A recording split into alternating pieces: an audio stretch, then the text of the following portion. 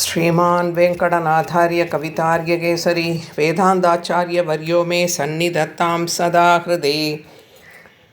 पीताम्बरं करविराजितशङ्खचक्रं कौमोदगीसरसिजं करुणासमुद्रं राधासहायमतिसुन्दरमन्तहासं वादालयेशमनिशं हृदि भावयामि। मूकं करोति वाचालं पङ्गुं लङ्घयते गिरिं यत्कृपादमहं वन्दे परमानन्दमाधवं। वन्दे नन्दव्रजस्त्रीणां पादरेणुमभीक्ष्णचः यासां हरिगदोद्गीतं पुनादिभुवनत्रयम्। कोमलं कूजयन् वेणुं श्यामलोऽयं कुमारकः वेदवेद्यं परं ब्रह्म भासदां पुरदो मम। यं ब्रह्मा वरुणेन्द्ररुद्रमरुदः स्तुन्वन्ति दिव्यैस्तवैः वेदैः साङ्ख्यपदक्रमोपनिषदैः गायन्ति यं सामकाः ध्यानावस्थिततत्कदेन मनसा पश्यन्ति यं योगिनो यस्यान्तं न विदुः सुरासुरगणाः देवाय तस्मै नमः। कृष्णाय वासुदेवाय देवकीनन्दनाय च नन्दगोपकुमाराय गोविन्दाय नमो नमः। कृष्णाय वासुदेवाय देवकीनन्दनाय च नन्दगोपकुमाराय गोविन्दाय नमो नमः। वन्दे बृन्दावनचरं वल्लवीजनवल्लभं जयन्ती सम्भवं தாம வை ஜெயந்தி விபூஷணம். பாகவத பக்தர்களுக்கு அடியனுடைய நமஸ்காரம். போன காணொளியில் பூமி தேவி பாரத்தை தாங்க முடியாமல் பிரம்மாவை முன்னிட்டு ஸ்ரீமன் நாராயணன்ட்ட அசுரர்களை அழிக்க வேண்டா. அவரும் தான் கிருஷ்ணனை அவதரித்து அவர்களை அழிப்பேன் அப்படின்னு இவாளுக்கு வாக்கு கொடுக்குறார். யார் யாருக்கு எனக்கு கைங்கரியம் பண்ணணுமோ அவா விருப்பப்படி பூமியில் பிறக்கலாம் அப்படின்னு சொல்கிறார். அதே மாதிரி தேவர்களும் பூமியில் பிறந்து ஸ்ரீ கிருஷ்ண ஜனனத்துக்காக காத்துட்டுருக்கா. தேவகியோட 6 குழந்தைகளையும் ஏன் எப்படி கம்சன் கொன்னான், 7வது குழந்தை என்ன ஆச்சு, இதெல்லாம் பார்த்தோம் இல்லையா. இப்போது ஸ்ரீ கிருஷ்ண ஜனனத்தை அனுபவிக்க போகிறோம். இப்போ பட்டத்திரிகளுக்கு குருவாயூரப்பன் கிருஷ்ண ஜனனத்தை அப்படியே காட்டுறார். அதை சேவிச்சுண்டே உணர்ச்சி பொங்க பாடுறார் பட்டத்திரிகள். ஆனந்த ரூப பகவன் ஐதே அவதாரே பிராப்தே பிரதீப்த பவதங்க நிரீயமாணைஹே காந்தி விரஜைரிவ கனாகன மண்டலைத்யாம் ஆவ்ருண்வதி விருருச்சே கில வர்ஷவேலா. आशासु शीतलतरासु पयोदधोयैः आशासिदाप्तिविवशेषु च सज्जनेषु नैनाशकर्वुदयविधौ निशिमत्यमायां क्लेशाबहस्त्रिजगदां त्वमिहा विरासीः. ஆவணி மாதம் அஷ்டமி திதி கிருஷ்ணபக்ஷத்தில் ரோகிணி நட்சத்திரத்தன்னைக்கு ஸ்ரீ கிருஷ்ண ஜனனம். நட்சத்திரங்கள் ஒளி வீச, மரங்கள் பூக்களை சொரிய, நிலவு பிரகாசமாக ஒளிர, சுகமான காற்று வீசுறது. தேவலோகத்தில் கானம் இசைச்சு நாட்டியம் ஆடுறா. ரிஷிகள் வேதங்களை ஓதுறா. வைகுண்டத்தில் உள்ள வைகுண்டநாதனோட அத்தனை கல்யாண குணங்களையும் கொண்டு பூர்ண சந்திரனா பகவான் அவதரிக்கிறார். ஆனந்தமே வடிவான குருவாயூரப்பா, உன்னுடைய அவதாரம் நிகழ்ந்த அந்த நேரத்தில் உன்னுடைய கருநீல திருமேனியோட ஒளி பரவி வானத்தில் கருமேகங்களாக மாறி மழை பெய்யுறது. பொதுவாக மழை பெய்யும் போது இருட்டாயிடும். ஆனால் இங்கே நள்ளிரவில் உன் மேனியோட ஒளினால் மழைக்காலம் கூட பிரகாசமாகிடுது. இந்த மழையினால் எல்லா திசைகளும் குளிர்ந்து போய் நல்லோர்கள் எல்லாரும் நீ திரு அவதாரம் பண்ணி துஷ்டர்களை எல்லாம் வதைக்க போகிறேன்னு சந்தோஷப்படுறா. சந்திரன் உதிக்கும் நடு நிசியில் உலகத்தையும் ரட்சிக்க குருவாயூரப்பா நீ அவதாரம் பண்ணியே. குழந்தை வடிவில் இருக்கிற அந்த திருமேனியில் நீ திவ்ய ஆபரணங்களையும் திவ்ய ஆயுதங்களையும் தரிச்சுட்டுருக்க. ஒட்டியானம், தோள்வளை, கழுத்தில் ஹாரம், கைவளை, சங்கு, சக்கரம், கதை, தாமரைகளை கையில் வச்சுண்டு கருமேகம் போல கருத்த திருமேனியோட நீ ஒளி வீசின்ட்டுருக்க அப்படிங்கிறார். பால்யஸ்பிருஷாபி வபுஷா ததுஷா விபூதிः உத்யத்கிரீடகடகாங்கதஹாரபாஷா சங்காரி வாரி ஜகதா பரிபாசிதேன மேகாசிதேன பரிலேசிதசூதிகேஹே वक्षस्थलीषु गनिलीनविलासि लक्ष्मी मन्ताक्षलक्षितकटाक्षविमोक्षभेदैः तन्मन्तिरस्य कलघं सकृधाम् अलक्ष्मीम् उन्मार्जयन्निव विरेजितवासुदेव. நாராயணா, நீ தான் திரு அவதாரம் பண்ணியிருக்கேன்னு வக்ஷஸ்தலத்தில் சுகமாக ஒளி வீசிண்டு ஸ்ரீ மகாலட்சுமி உட்காண்டிருக்கா. தாயாரோட ஹிரண்ய வர்ணம், பொன்னிற வர்ணம் தன் கண்களால் கடாட்சிச்சு 4 பக்கமும் பார்த்து ஒளி வீசுறது. பிராட்டியோட அனுகிரகத்தால் தான் நம்ம பெருமாளை பார்க்க முடியும். நடு இரவு, கருமேகங்கள் சூழ்ந்திருக்கு, மழை பொழியறது, காராகிரகமும் கும் இருட்டு. அப்போ எப்படி தேவகி கிருஷ்ணனை தரிசிச்சிருப்பா? இவ கடைக்கண் ஒளி பட்டதுனால தான் அந்த இடமே பிரகாசம் ஆயிடுது அப்படின்னு பாடுறார். எல்லாரும் ஸ்ரீ கிருஷ்ண ஜனனத்தை அப்படி அனுபவிக்கிறான். சர்வாபரண பூஷிதனா திரு அவதாரம் பண்ண குழந்தைய தேவகி எடுத்து அணைச்சிக்கிறான். பாதாதி கேசம் தொட்டு தொட்டு பார்க்குறான். எதை பார்க்கறதுனே தெரியலையாம். இதை கேட்கறச்சையே நமக்கு புல்லரிக்கிறதே. சாக்ஷாத் ஸ்ரீ கிருஷ்ணனையே நேர தரிசனம் பண்ண தேவகிக்கு எப்படி இருந்திருக்கும்? இப்படி கிருஷ்ண ஜனனத்தை நமக்கு காமிச்சு கொடுத்தவரே சுகபிரம்மந்தான். தேவகிக்கு சந்தோஷமும் பயமும் ஒன்றா தான். பகவானே தனக்கு பிறந்ததுனால அப்படி ஒரு சந்தோஷம். சதுர்புஜங்களோட சங்கு சக்கர கதாதாரியாக வந்ததுனால இவன் நாராயணன்னு கம்சன் கண்டுபிடிச்சிட்டா இவனை கொன்னுடுவானே அப்படின்னு ஒரு சாதாரண குழந்தையாக மாறிடு அப்படிங்கிறா. அப்போது கிருஷ்ணன்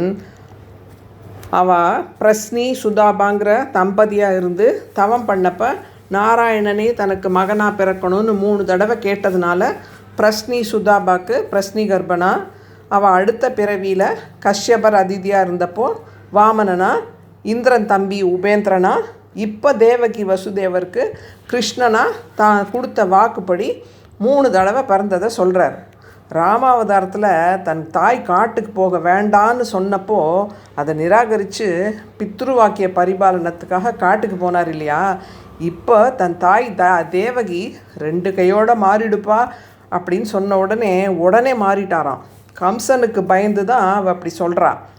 கம்சவதம் ஆனதுக்கப்புறம் ஸ்ரீ கிருஷ்ணர் 4 திருக்கைகளோட 120 வருஷங்கள் வரை இருந்தார்னு சுவாமி தேசிகன் யாதவாத்பியோதயத்தில் காட்டுறார். சுவாமி ராமானுஜர் தன் கீதா பாஷ்யத்தில் விஸ்வரூப தர்ஷன யோகத்தில் இதை சாதிக்கிறார். விஸ்வரூப தரிசனத்தை ஸ்ரீ கிருஷ்ணர் காட்டின உடனே அர்ஜுனன் பயந்து போய், கிருஷ்ணா இந்த தரிசனம் போதும், இதுக்கு முன்னாடி எப்படி 4 திருக்கைகளோடு இருந்தியோ அதே மாதிரி இப்போவும் 4 திருக்கைகளோடு மாறிடு அப்படின்னு சொல்கிறான் அப்படின்றத காட்டுறார். கம்சனுக்கு பயந்து தானே தேவகி மறைச்சிக்க சொன்னான். அதனால் கம்ச வதம் ஆன உடனே பழையபடி 4 கைகளோடு இரு அப்படின்னு தான் அர்த்தம். அதனால தான் இதை ரிஷிகள் சொல்லலை அப்படிங்கிறார். அதனால் 4 திருக்கைகளோட சங்கு சக்கரத்தோடு தான் இருந்தார் கடைசி வரைக்கும். தானே கீதையில் இதை சொல்கிறார். நான் தான் ஸ்ரீமன் நாராயணன்னு சங்கு சக்கரத்தோடு இருந்தால் கூட யாருமே என்னை ஸ்ரீமன் நாராயணன்னு புரிஞ்சிக்கலையே அப்படிங்கிறார். பாகவதத்தை பரீட்சித்துக்கு உபதேசித்த சுகபிரம்மம் அவன்கிட்ட சொல்கிறார். பரீட்சித்து, உனக்கு பாகவத சப்தாகமாக நிருசிம்ம அவதாரம், மோகினி அவதாரம், கஜேந்திர மோக்ஷம், பரசுராம அவதாரம், ஸ்ரீராமாவதாரம், இப்படி பல அவதாரங்களை பற்றி சொன்னேன். இப்போ எல்லாத்தையும் விட சொந்ததான கிருஷ்ண ஜனனத்தை பற்றி சொல்ல போகிறேன். நீ எப்பேற்பட்ட பாக்கியவான். உன் மூதாதையர்கள் கிருஷ்ணன் வாழ்ந்த காலத்தில் அவன் கூடவே இருந்தா. ஆனால் அவளுக்கு கூட இந்த பாக்கியம் கிடைக்கல. கிருஷ்ண ஜனனத்தை ஸ்ரவணம் பண்ண பாக்கியம் இருக்கணும். நம் மூதாதையர்கள் தான தர்மங்களை பண்ணி இருந்தால் தான் அந்த புண்ணியத்தின் பலனாக நம்ம கிருஷ்ண ஜனனத்தை பற்றி கேட்க முடியும். இதை கேட்குறவா எல்லாரும் ரொம்ப பாக்கியம் பண்ணவா. நீ போய் கங்கையில் தீர்த்தாமாடி காயத்ரியை ஜபிச்சுட்டு கேட்க தயாராகு அப்படிங்கிறார். தானும் தீர்த்தாமாடி காயத்ரியை ஜபிச்சுட்டு வரார். பகவானோட காருண்யம் அது பரம கருணையோடு நம்மளை எல்லாம் கிருஷ்ண ஜனனத்தை கேட்கக்கூடிய ஒரு ஜன்மத்தை கொடுத்து சத்சங்கத்தையும் கொடுத்து அவருக்கு நம்ம என்ன கைமாறு பண்ண முடியும்? அவர் நாமத்தை சொல்கிறதையும் அவர் பெருமையை கேட்டு அனுபவிக்கிறதையும் விட. சுகபிரம்மம் பாடுறார். தம் அத்புதம் பாலகம் அம்புஜேக்ஷ்ணம் சதுர்புஜம் சங்ககதார்யுதாயுதம் ஸ்ரீவத்சலக்ஷமம் கலசோபி கௌஸ்துபம் பீதாம்பரம் சாந்திரபயோத சௌபகம் மகாக வைடூரிய கிரீட குண்டல த்விஷாபரிஷ்வக்த சகஸ்ரகுந்தலம் உத்தாம காஞ்சயன் கதகங்கணாதிபிகி. எப்படி பெருமாள் திரு அவதாரம் பண்ணபோது இருந்தாருங்கிறத சொல்கிறார். அதிமனோகர கிரீட மகுட சூடாவதம் சமகர குண்டல கைவேயகஹார கேயுர கடகசி வத்ச கௌஸ்துப முக்தாதாம உதர பந்தன பீதாம்பர காஞ்சி குண நூபுராதிபிஹி அத்யந்த சுகஸ்பஷ்யைஹி திவ்யகந்தைஹி பூஷணைஹி பூஷிதம் ஸ்ரீமத்யா வைஜயந்தியா வனமாலயா விராஜிதம் சங்கசக்ர கதா அசிசார்காதி திவ்யாயுதைஹி. இப்படி கிருஷ்ண ஜனனத்தை பற்றி அவர் விவரித்து சொல்லிட்டு, பரீட்சித்து கிருஷ்ண ஜனனம் ஆயிடுத்து அப்படின்ன உடனே அவன் கேட்குறான், கிருஷ்ணன் அவதாரம் ஆயிடுத்தா அப்படிங்கிறான். இதென்ன இவ்வளோ வர்ணிச்சிருக்கேன் ஸ்ரீ கிருஷ்ணனை பற்றி, உனக்கு ஏன் சந்தேகம் அப்படிங்கிறார். நீர் எல்லாத்தையும் விவரித்தது சரிதான், ஆனால் ஒரு இடத்துல கூட இப்படி கிருஷ்ணன் அவதாரம் பண்ணார்னு நீ சொல்லவே இல்லையே, இந்த ஸ்லோகத்தில் கிருஷ்ணன்கிற திருநாமமே வரலையே அப்படிங்கிறான். நான் ஸ்லோகத்தை எப்படி ஆரம்பித்தேன்? தம் அத்புதம் பாலகம்னு. அற்புதம்னாலே கிருஷ்ணன் தான். ஆச்சரியத்தை எல்லாம் விட ஆச்சரியம், அற்புதமானது எல்லாத்தையும் விட அற்புதம் அப்படிங்கிறார். என்ன அற்புதம் அப்படிங்கிறான். அவர் பிறந்ததே அற்புதம்தான். சாதாரண குழந்தையாக பிறக்காமல் சதுர்புஜங்களோட சங்கு சக்கர கதாபாணியாக சகலாபரண பூஷிதனா பட்டு பீதாம்பரத்தோட பிறந்தது அற்புதம். பிறந்த உடனே பெற்றோர்கிட்ட நந்தகோகுலத்தில் கொண்டு என்னை விட்டுடுங்கோ அப்படின்னு சொன்னது அற்புதம். வேத பூஷணமாக இருக்கக்கூடிய பகவான் பிரஜபூஷணமாக அங்கே இருந்த ஆட்சியர்களோட தோளோட தோள் தீண்ட இருந்து சௌஷீல்யம் சௌலபியம் வாத்சல்யம்னு தன் குணங்களையெல்லாம் காட்டினது அற்புதம். 2 கோபிகை 1 கிருஷ்ணன், 2 கிருஷ்ணன் 1 கோபிகைன்னு ராசக்கிரீடை பண்ணாரே அது அற்புதம். காளிங்க நர்த்தனம் ஆடினாரே அது அற்புதம். கோவர்தனகிரியை தூக்கி நிறுத்தினாரே, கோவிந்த பட்டாபிஷேகம் பண்ணிட்டாரே அது அற்புதம். அக்ரூரரோட மதுராக்கு வந்து கூனிக்கும் வண்ணானுக்கும் மோட்சம் கொடுத்து குவலையா பீடத்தையும் சாணூரர்களையும் கம்சனையும் வதச்சது அற்புதம். குரு தட்சணையாக தன் குருவான சாந்தீபனி மகரிஷிக்கு இறந்த அவர் மகனை திரும்ப கொடுத்தது அற்புதம். கடலுக்கு நடுவில் நகரம் அமைக்க போகிறேன் அப்படின்னு சொன்னப்போ ராமாவதாரத்தும் போது சமுத்திரத்தை தன்னால் தாண்ட முடியாமல் குரங்குகள் உதவிய நாடினவன் நீ கடலுக்குள்ளே நகரம் அமைக்க போறியா அப்படின்னு கேலி பேசினவா வாயை அடைக்க துவாரகாவை கடல் நடுவில் நிர்மாணம் பண்ணது அற்புதம். விதர்ப்ப இளவரசி ருக்மணி பிராட்டியின் சரணாகதியை ஏற்றுண்டு தேரில் போய் சிசுபாலன்கிட்டேருந்து அவளை மீட்டு திருக்கல்யாணம் பண்ணிண்டது அற்புதம். பாண்டவ வம்சத்துக்கு எவ்வளோ உதவி பண்ணி தூது போய் தேர் ஓட்டினதும் அற்புதம். போர்க்களத்துக்கு நடுவில் கீதையை உபதேசித்தது அற்புதம். பாண்டவர்களின் ஒரே வாரிசான ஒன்றை முனிவர்கிட்ட அபச்சாரப்பட வச்சு சாபம் வாங்க பண்ணி ஒரு நிமிஷ நேரம் கூட ஒரு இடத்துல தங்காத என்னை கொண்டு உயர்ந்த பாகவதத்தை உபதேசிக்க வச்சு ஒன்றை ஸ்ரவணம் பண்ண அனுகிரகித்தது அற்புதம். இப்படி ஸ்ரீ கிருஷ்ணனை பற்றின எல்லாமே அற்புதம்தான் அப்படிங்கிறார். பட்டதிரிகள் சொல்கிறார், கிருஷ்ணா இப்படி உன் ஜனனத்தை வியாசர் சுகபிரம்மத்துலேருந்து நாரதர் விதுரர் மைத்ரேயர் இவ எல்லாம் சொல்லி கேட்டிருக்கோம். ஆனால் இப்போ குருவாயூர் க்ஷேத்திரத்தில் எனக்கு ஒரு காட்சி தெரியறது. அதுதான் நாராயணத்திலேயே ஒரு அழகு. என்னன்னா வக்ஷஸ்தலத்தில் மகாலட்சுமி எனக்கு காட்சி கொடுக்குறா. கீழே சொன்ன யாருமே நீ தம்பதி சமேதராக வந்தன்னு சொல்லலை. நீ இப்படி தானே தீராவதாரம் பண்ண குருவாயூரப்பா? ஆமாம் சத்தியம் அப்படிங்கிறார் குருவாயூரப்பன். கிருஷ்ணன் பிறந்ததோ நடுராத்திரி, கிருஷ்ணபக்ஷம், காராகிருகம், விளக்கு கிடையாது. கிருஷ்ணனோ கண்ணன் என்னும் கருந்தெய்வம். எப்படி தேவகி பின்ன குழந்தைய பார்த்தாளாம்? வக்ஷஸ்தலத்தில் ஸ்வர்ணமயமான மகாலட்சுமியோட வெளிச்சத்தில் தான் கிருஷ்ணனையே தரிசித்தாளாம். வக்ஷஸ்தலத்தில் மகாலட்சுமியோட, நாபி கமலத்தில் பிரம்மாவோட அவதரித்தார். பிள்ளை, மருமகள், பேரன் 3 பேரையும் பிள்ளை பிறந்த உடனேயே ஒரு சேர பார்த்தது தேவகி ஒருத்தி மட்டும்தானாம். தேவகி பிரார்த்திச்சுட்ட உடனே தன்னுடைய திரு அவதார கோலத்தை மாற்றிண்டு சாதாரண குழந்தையாக மாறிட்டு தன்னை கோகுலத்தில் கொண்டு விடுங்கிறார். தன் கைகள் விலங்கால கட்டப்பட்டு கதவுகள் பூட்டப்பட்டு கடுங்காவலில் சிறையில் இருக்கிற என்னால் அது எப்படி சாத்தியம் அப்படின்னு வசுதேவர் கேட்குறார். என்னை நம்புங்கோ, என்னை உங்கள் கையில் எடுத்துக்கோங்கோ அப்படின்னு உடனே கூடையில் குழந்தைய வச்சு எடுத்துக்கிறார். உடனே விலங்குகள்லாம் அறுபட்டு கதவுகள்லாம் திறக்கிறது. எல்லாரும் தூங்கிடுறா. பிறப்புங்கிற நம்ம விலங்குகளை விளக்குறவருக்கு இந்த விலங்குகள் என்ன பெரிய விஷயமா என்ன? அதே நேரத்தில் கோகுலத்தில் யசோதைக்கு யோகமாயா பெண் குழந்தையாக பிறக்கிறா.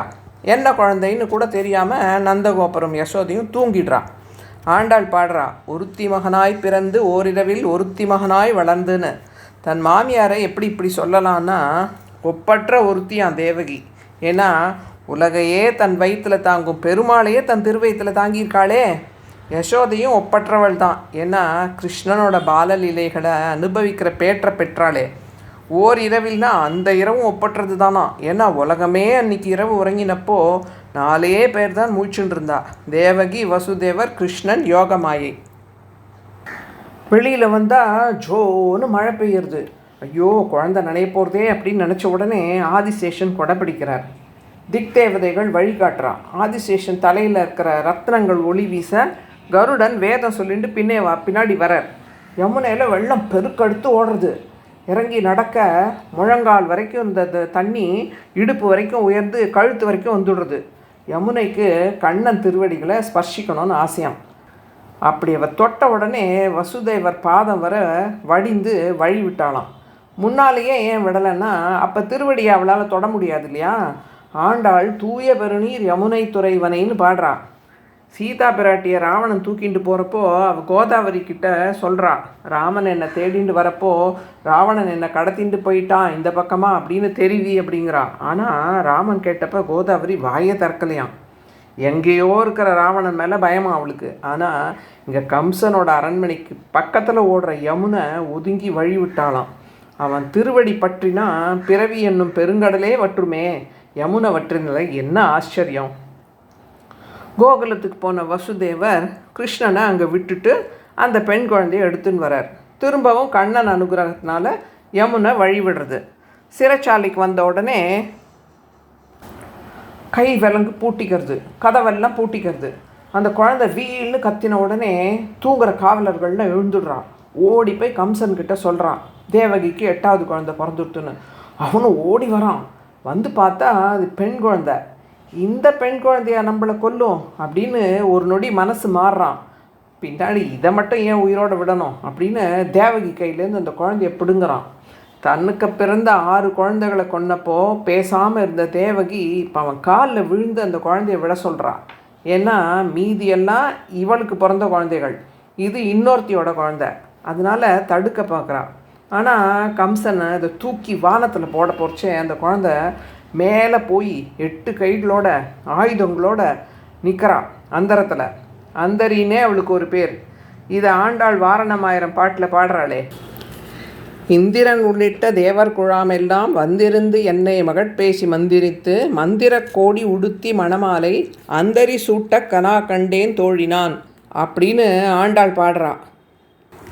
நாத்தனார் இல்லையா? இப்போது அந்த துர்கா சொல்கிறா, ஏ மூடனே, உன்னை கொல்ல போகிறவன் பிறந்து வேறு இடத்துல இருக்கான். அவனை விட்டுட்டு இவாளை போய் படுத்துறியே. உன்னை நானே கொல்ல முடியும், ஆனால் என்னை கொல்றதுக்கு என் கால்களை பிடிச்சி என் திருவடிகளை பற்றினவாளை நான் கொல்ல மாட்டேன் அப்படின்ட்டு போயிடுறான். ஸ்ரீ கிருஷ்ணன் அவதாரம் எதை குறிக்கிறது அப்படின்னு ஆச்சாரியர்கள் சொல்கிறான்.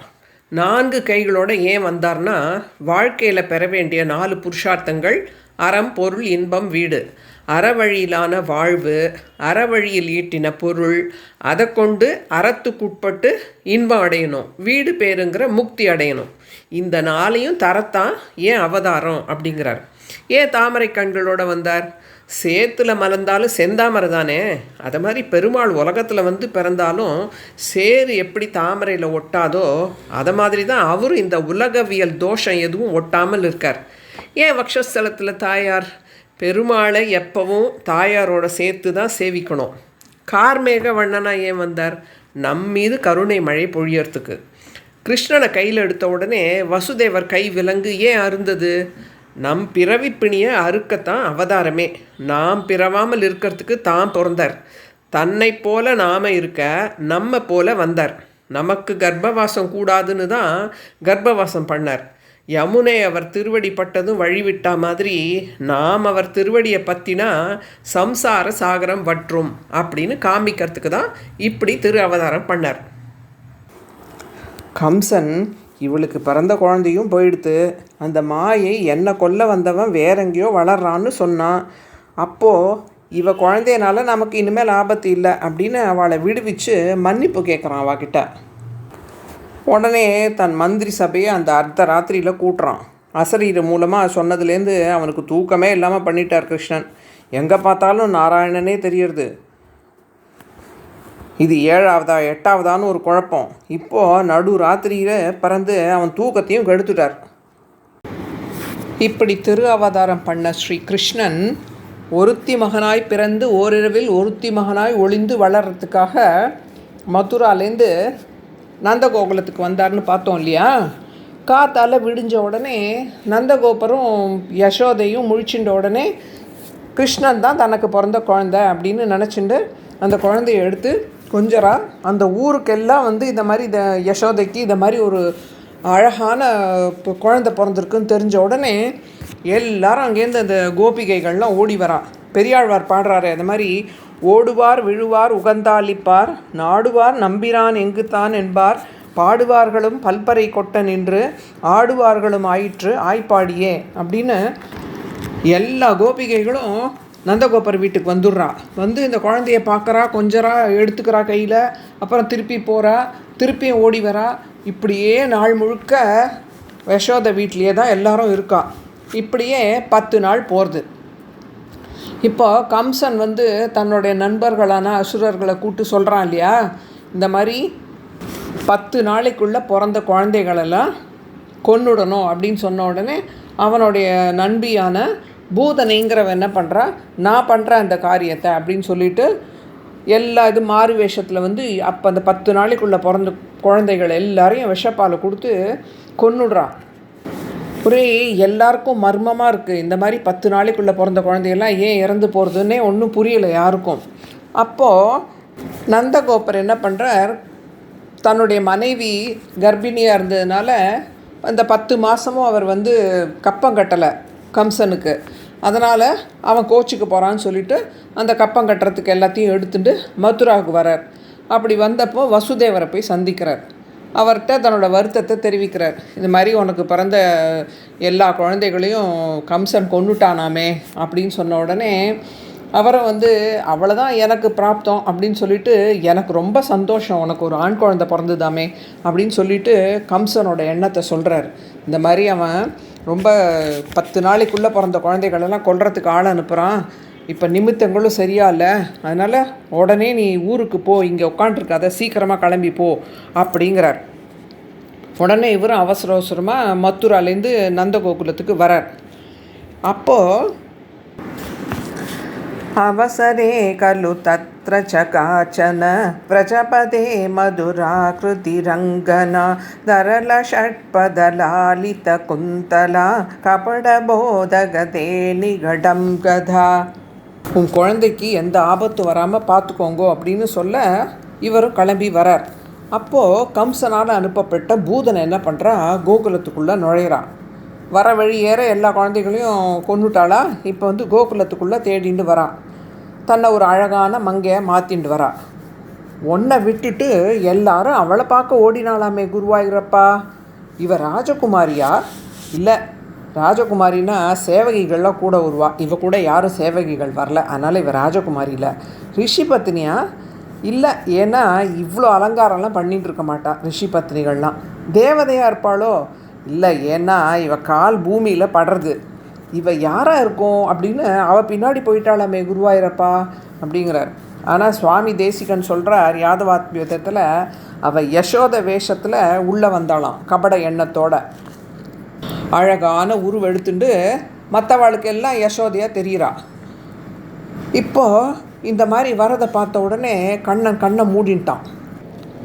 ஒருவேளை கிருஷ்ணனோட கமல செங்கண் பார்வை அவள் மேலே பட்டா அவள் புத்தி மாறி தான் வந்த காரியத்தை மறந்துட்டா நம்ம இவளை அழிக்க முடியாதே.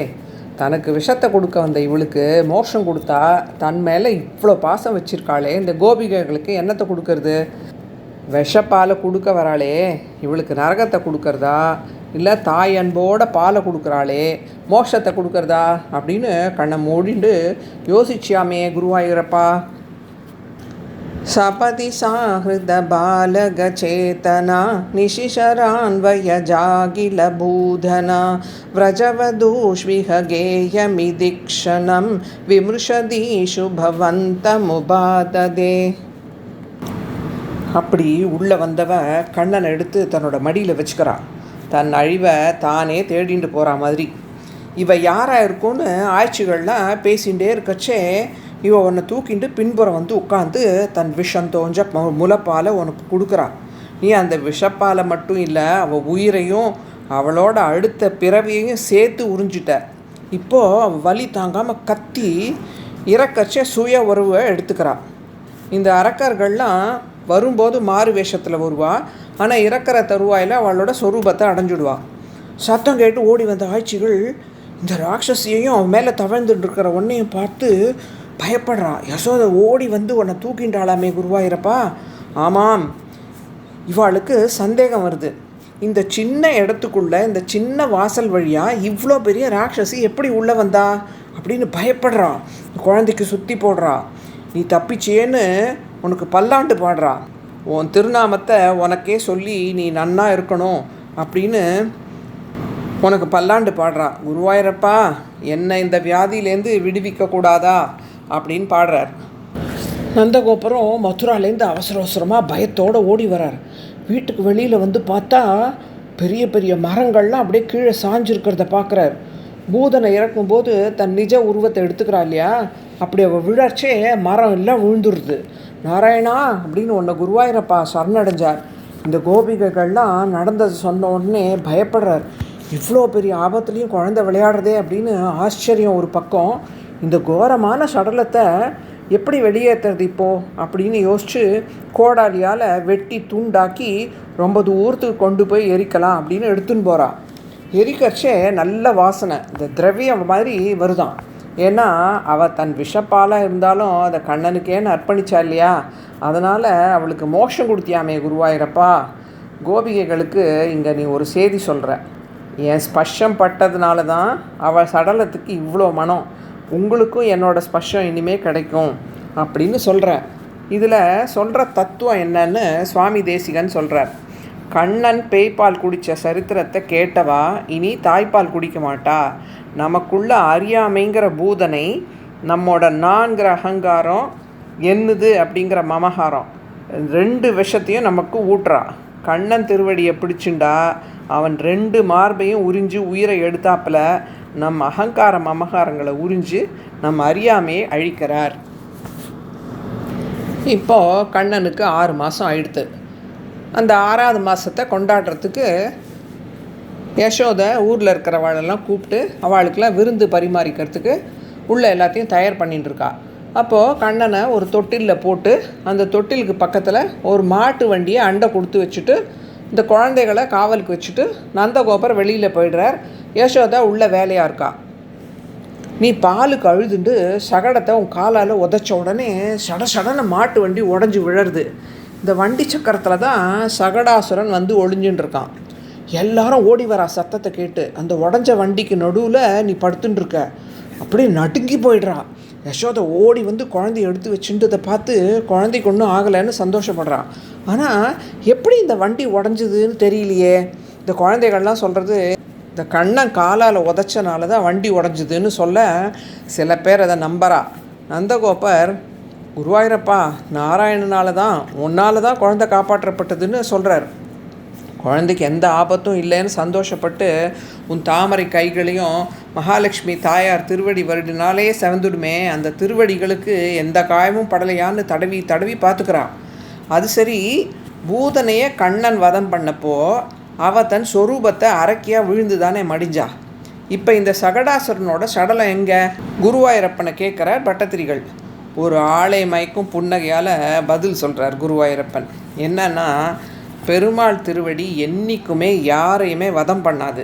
அகலிகைக்கு மறுவாழ்வு கொடுத்ததாச்சே இந்த திருவடி. இப்பேற்பட்ட திருவடி பட்டதும் அவனோட ராட்சச சரீரம் சுத்த சத்வமயமாக மாறி சூக்ஷ்ம சரீரத்தோட வைகுண்டத்துக்கே போயிட்டானான் சகடாசுரன். உன் திருவடியை பற்றினால் பிறப்பு இறப்புங்கிற சக்கரத்தை உடைச்சி மோக்ஷன் கொடுப்ப அப்படின்னு காட்டினியே. இப்படி 2 அசுரர்கள் கம்சன் அழித்ததை கண்ணன் வதம் பண்ணிட்டார் இல்லையா. இப்போ அடுத்ததாக 3ஆவது ஒரு அசுரனை அனுப்புகிறான்.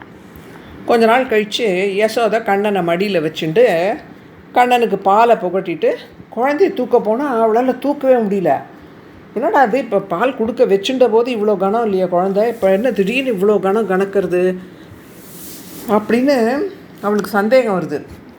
யோசிச்சுட்டு என்ன பண்ணுறா, கீழே ஒரு பாயில் கண்ணனை விட்டுட்டு உள்ளே வேலை பார்க்க போயிடுறான்.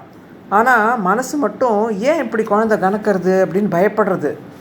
அப்போது பயங்கரமாக ஒரு சத்தம் கேட்குறது. திருநாவர்தாசுரன்கிறவன் காற்றினோட வடிவத்தை எடுத்துட்டு புழுதி புயலாக மாறி சுழலாட்டம் வேகமாக வரான். வந்தவன் கண்ணனை தூக்கிட்டு பறக்க ஆரம்பிக்கிறான். ஒசரத்துக்கு தூக்கிட்டு போயிட்டு அங்கேருந்து கீழே போட்டால் குழந்தை இறந்துடும்னு. பெருத்த சத்தத்தையும் சுழல் காற்றையும் பார்த்து பயந்த யசோதை, குழந்தைய கீழே விட்டுட்டு வந்துட்டோமே, தப்பாயிடுதே, ஓடி கண்ணனை விட்ட இடத்துல பார்த்தா குழந்தைய காணும். ஓன்னு சத்தம் போட்டு அழறா. இதுக்குள்ளே இந்த குழந்தைய தூக்கின்னு போன அசுரனுக்கு குழந்தையோட கனத்தை தாங்க முடியல. கனம் இல்லாமல் இருந்தால் தானே பறக்க முடியும். அவனோட வேகம் குறையிறது. அதனால் சத்தமும் பூதி காற்றும் குறைஞ்சு இப்போ யசோதை அழுதது எல்லாருக்கும் கேட்குறது. ஆட்சியர்கள் கண்ணனுக்கு என்ன ஆபத்தோ அப்படின்னு ஓடி வரா. இந்த அசுரன் பார்த்தான், இனிமேலும் இவனை தூக்கிட்டு நம்மளால் பறக்க முடியாதுன்னு உன்னை விட பார்த்தப்போ அப்போ தான் அவனுக்கு புரிஞ்சுதான், அவன் உன்னை பிடிச்சிக்கல, நீ தான் அவனை பிடிச்சின்னு இருக்கான்னு. நீ முடிவு பண்ணிட்ட குருவாயூரப்பா, இப்போ அவன் கீழே விழணும்னு. மேலேருந்து தொப்புன்னு கீழே விழுந்தான். நீ அவன் மார்பின் மேலே சிரிச்சுண்டு விளையாடின. எல்லாரும் மாறி மாறி ஒன்று எடுத்து கொஞ்சரா. வாயுவாக மாறி வந்த அசுரனை குருவும் வாயுவும் ஏற்பாடுத்தின. ஊரில் இருக்கிற குருவாயூரப்பா, நீ வதச்சியே, என்னை கஷ்டப்படுத்துகிற வாயுவால் உண்டான இந்த வாதரோகத்திலேருந்து என்னை விடுவிக்கக்கூடாதா அப்படின்னு இந்த தசகத்தை பூர்த்தி பண்ணுறார். கவிதார்கிய சிம்ஹாய கல்யாண குணசாலினே ஸ்ரீமதே வெங்கடேசாய வேதாந்த குரவே நமக.